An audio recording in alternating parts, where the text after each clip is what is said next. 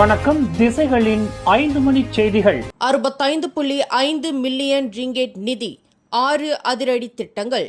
இந்திய சமூகத்திற்காக Datuk Seri Ramanan ராமகிருஷ்ணனின் mega அறிவிப்பு.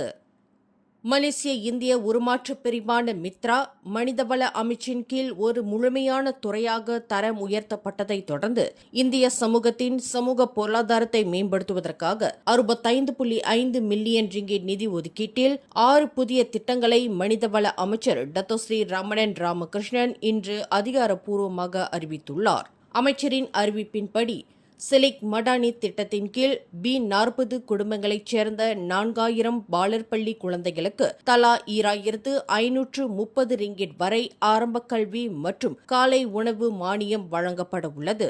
மேலும் SPM மற்றும் STPM பயிலும் 5000 B40 மாணவர்களுக்கான கல்வி மடானி இலவச டியூஷன் திட்டத்திற்கான விண்ணப்பங்கள் வரும் ஜூன் 5ஆம் தேதி முதல் திறக்கப்படும் என்று அவர் குறிப்பிட்டார்.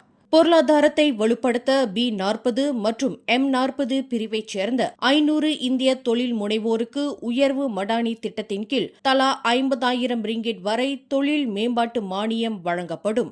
இது ஜூன் 29ஆம் தேதி முதல் திறக்கப்படவிருக்கிறது என்பதையும் டத்தோஸ்ரீ ரமணன் தெரிவித்தார். அதேவேளையில் நாட்டின் 9 மாநிலங்களில் உள்ள 38 மாவட்டங்களில் வாழும் 1.7 மில்லியன் இந்தியர்களை சென்றடையும் நோக்கில் நாடாளுமன்ற சேவை மையங்களுடன் இணைந்து 12 மில்லியன் ரிங்கெட் செலவில் சிறப்பு மக்கள் திட்டங்கள் முன்னெடுக்கப்படும் என்றும் டத்தோஸ்ரீ ரமணன் விவரித்தார். இந்த ப்ரோக்ராம் நம்மள எல்லா எம்பிஸ்க்கு 38 டாயரா 9 ஸ்டேட்ல எங்க நம்மளோட சமுதாயம் நிறைய பேர் இருக்காங்க. 1.7 மில்லியன் அவங்கள அங்க இருக்காங்க. நம்மள எல்லாருக்கும் 150,000 ரிங்கிட் நம்மள மித்ரா கூட ஜாயின் பண்ணிட்டு அவங்கள ப்ரோக்ராம் செய்யணும். தனியா நம்மள காசு கொடுக்கல அந்த எம்பி எல்லாத்துக்கிட்ட. நம்மள மித்ரா கூட ஜாயின் பண்ணிட்டு என்ன ப்ரோக்ராம் அவங்கள அவங்களோட இடம்ல தமிழ் சமுதாயத்துக்கு என்ன செய்யணும், இந்தியர்கள் அங்க இருக்காங்க, அவங்களுக்கு என்ன தேவைப்படுது, என்ன ப்ரோக்ராம் தேவைப்படுது, அவங்கள போயிட்டு அங்க பார்த்துட்டு அவங்கள ரிப்போர்ட் கொடுத்து ப்ரோக்ராம் பேப்பர் ப்ரொபோசல் கொடுத்து மித்ரா 150,000 வரைக்கும் அவங்க கொடுப்பாங்க. 150,000 ஒரு ப்ரோக்ராம்க்கு இல்ல, நிறைய ப்ரோக்ராம்க்கும் முடியும். ஆனா அந்த கேப்பிங் 100,000. சுகாதாரத்துறையில் ஆரோக்கிய மடானி திட்டத்தின் மூலம் 1300 சிறுநீரக நோயாளிகளுக்கு ஆண்டுக்கு அதிகபட்சம் 5,000 ரிங்கிட் வரையிலான டயாலிசிஸ் சிகிச்சை மானியமும், நலிவடைந்த B40 குடும்பங்களுக்கு தலா 5,000 ரிங்கிட் வரை துணை மடானி அவசர நிதி உதவியும் வழங்கப்பட உள்ளது என்று டத்தோஸ்ரீ ரமணன் குறிப்பிட்டார். இந்த இரு திட்டங்களுக்கும் ஜூன் 5 முதல் விண்ணப்பிக்கலாம் என்றும் தகுதி வாய்ந்த மலேசிய இந்தியர்கள் அனைவரும் www.mitra.gov.my என்ற இணையதளத்தின் வழி இதற்கு விண்ணப்பித்து பயன்பெறுமாறு டத்தோஸ்ரீ ரமணன் கேட்டுக் கொண்டுள்ளார்.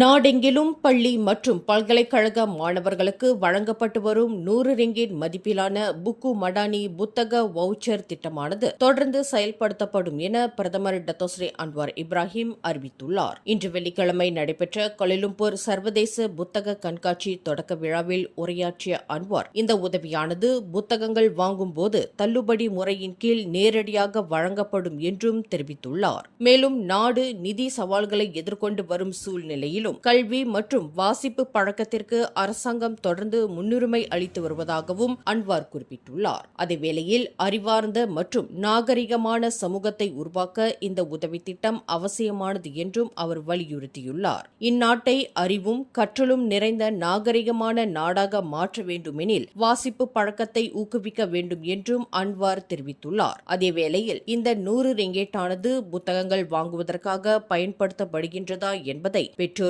கவனிக்க வேண்டும் என்றும் அவர் கேட்டுக் கொண்டுள்ளார்.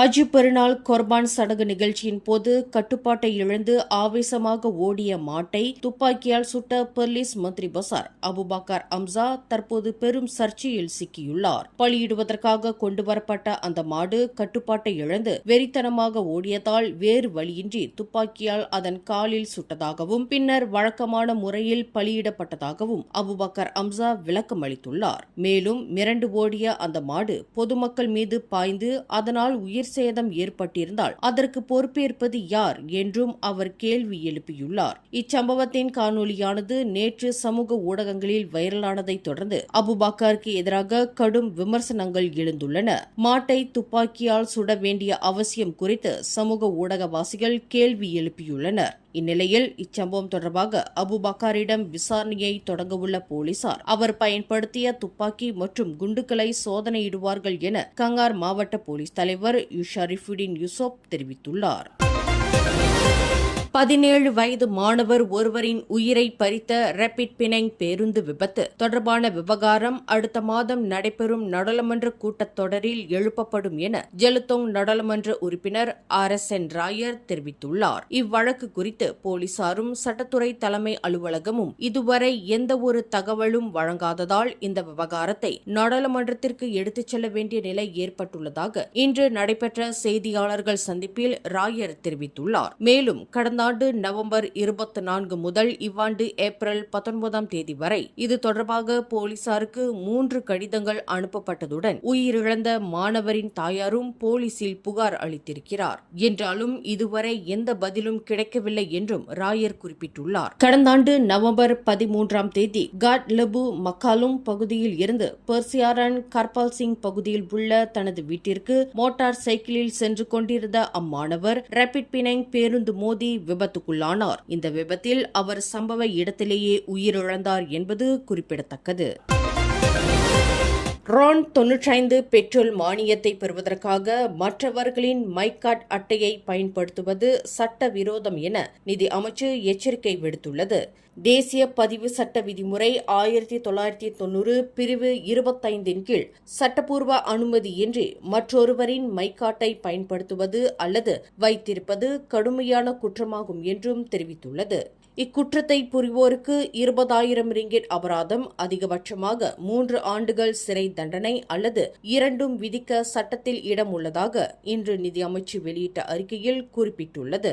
மேலும் பெட்ரோல் நிலையங்களில் பூடி 95 திட்டத்தின் கீழ் நடைபெறும் பரிவர்த்தனைகளில் மைகார்ட் சரிபார்ப்பு நடைமுறைகள் கட்டாயமாக பின்பற்ற வேண்டும் என்றும் அமைச்சு வலியுறுத்தியுள்ளது. பஹாங் தெமுர்லோவில் 2 வயது சிறுவன் ஹைடர் முக்மின் கொலை செய்யப்பட்ட வழக்கில் 29 வயது ஆம்புலன்ஸ் ஓட்டுநர் மீது கொலை குற்றச்சாட்டு சுமத்தப்பட்டது. இக்பால் ஃபிட்ரி மஸ்லான் என்ற அந்நபர் இன்று தெமுர்லோ மஜிஸ்ட்ரேட் நீதிமன்றத்தில் ஆஜர்படுத்தப்பட்டு நீதிபதி அனீஸ் அட்லினா அபு ஜொஹான் முன்னிலையில் குற்றம் சாட்டப்பட்டார். கடந்த மே 11ஆம் தேதி தமன் சிப்ராங் தெமுர்லோவில் உள்ள வீடு ஒன்றில் இக்பால் அச்சிறுவனை கொலை செய்ததாக குற்றப்பத்திரிகையில் கூறப்பட்டுள்ளது. தொடக்கத்தில் குழந்தை துஷ்பிரயோக வழக்காக விசாரிக்கப்பட்ட இச்சம்பவம் சிறுவனின் உடற்கூறு ஆய்வில் தலையில் கடுமையான தாக்குதலால் ஏற்பட்ட காயங்களே மரணத்திற்கான காரணம் என கண்டறியப்பட்டதை அடுத்து கொலை வழக்காக மாற்றப்பட்டது குறிப்பிடத்தக்கது. மலாக்கா தங்காவில் உள்ள கடை வளாகம் ஒன்றில் சுருட்டி வைக்கப்பட்ட மெத்தைக்குள் கைகள் கட்டப்பட்ட நிலையில் சடலம் ஒன்று கண்டறியப்பட்டுள்ளது. நேற்று மாலை 7 மணியளவில் தனது கடை வளாகத்தை பார்வையிடச் சென்ற அந்த உரிமையாளர் அங்கு கடுமையான துர்நாற்றம் வீசியதை அடுத்து போலீசில் புகார் அளித்ததாக மாநில போலீஸ் தலைவர் ஜுல்கைரி மொக்தார் தெரிவித்துள்ளார். அக்கடையை பெண் ஒருவர் வாடகைக்கு எடுத்திருந்த நிலையில் கடந்த சில நாட்களாக அவரை தொடர்பு கொள்ள முடியாமல் போனதால் சந்தேகமடைந்த உரிமையாளர் நேற்று அங்கு நேரில் சென்று பார்வையிட்டுள்ளார். இந்நிலையில் இச்சம்பவம் தொடர்பாக 40 வயது ஆடவரை போலீசார் கைது செய்துள்ளனர். முற்றிலும் அழுகிய நிலையில் கிடந்த அச்சடலம் ஆணா பெண்ணா என்பது இன்னும் உறுதிப்படுத்தப்படாத நிலையில் அது கொலை என்பது முதற்கட்ட விசாரணையில் தெரியவந்துள்ளது. மேலும் செய்திகளை தெரிந்து கொள்ள கீழே இருக்கும் பெல் பட்டனை அழுத்துங்கள். உங்கள் மகிழ்ச்சியை வெளிப்படுத்த லைக் மற்றும் ஷேர் செய்யுங்கள். தொடர்ந்து திசைகளோடு இணைந்திருக்க சப்ஸ்கிரைப் செய்யுங்கள்.